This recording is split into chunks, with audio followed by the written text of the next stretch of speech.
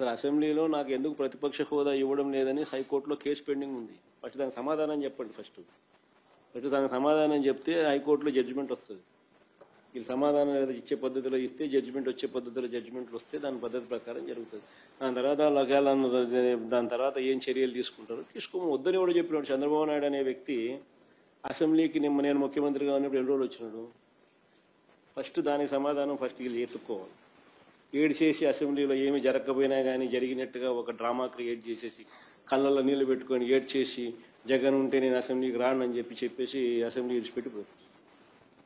తీరా చూసిన అసెంబ్లీ రికార్డులు అన్నీ ఎతికినా మా వాళ్ళు ఏదైనా తప్పు ఏమైనా మాట్లాడినారేమో అని చెప్పి కనుక్కుందామని చూస్తే ఎక్కడా ఒక్కడు కూడా తప్పు మాట్లాడాలి.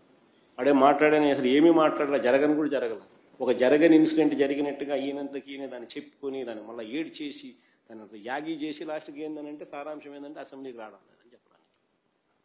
జగన్మోహన్ రెడ్డి, నీకు రాజకీయాల పట్ల అవగాహన ఉందా లేదా? ఎన్ని సందర్భాల్లో చెప్పాలి నీకు? ప్రతిపక్షం అనేది ప్రజలు ఇవ్వాలి. ప్రజలు ఇవ్వని ప్రతిపక్షాన్ని నువ్వేంది సిగ్గు లేకుండా అడుక్కుంటున్నావు? నువ్వు ఒకప్పుడు ముఖ్యమంత్రిగా ఉండేటప్పుడు శాసనసభలో నిలబడి ఏమని మాట్లాడావు? అటు పక్క నుంచి 5-6 మంది లాగితే ఆ ప్రతిపక్ష హోదా కూడా పోతుంది అని మాట్లాడిన నువ్వు ఈ రోజు ప్రతిపక్ష హోదా నాకు ఇవ్వండి కోర్టులో కేసు ఉందని మాట్లాడుతున్నావు. నీకు బేసిక్ కామన్ సెన్స్ లేదా? ఆ రోజు నువ్వే అన్నావు, చంద్రబాబు నాయుడు గారి ప్రతిపక్ష హోదా నేను తలుచుకుంటే లాగేస్తాను, ప్రతిపక్ష హోదా పోతుంది అని చెప్పి ఆ రోజు నువ్వు అన్నావు. నువ్వు లాగాలని చూసావు, కానీ ఆ పక్క తెలుగుదేశం పార్టీ నికార్సైన ఎమ్మెల్యే ఆ రోజు నిలబడి చంద్రబాబు నాయుడు గారికి అండగా నిలబడ్డారు. ప్రతిపక్ష హోదా నీకు ఎందుకు? ప్రజలు ప్రజాస్వామ్యంలో నీకు చాలా పెద్ద అవకాశం ఇచ్చారు. ఏంటో తెలుసా? శాసనసభ్యుడు అని. ఆ శాసనసభ్యుడిగా నువ్వు వచ్చి నీ నియోజకవర్గ సమస్యలు మాట్లాడాలి కదా శాసనసభలో. నీకేందంటే పదవి కాంక్ష.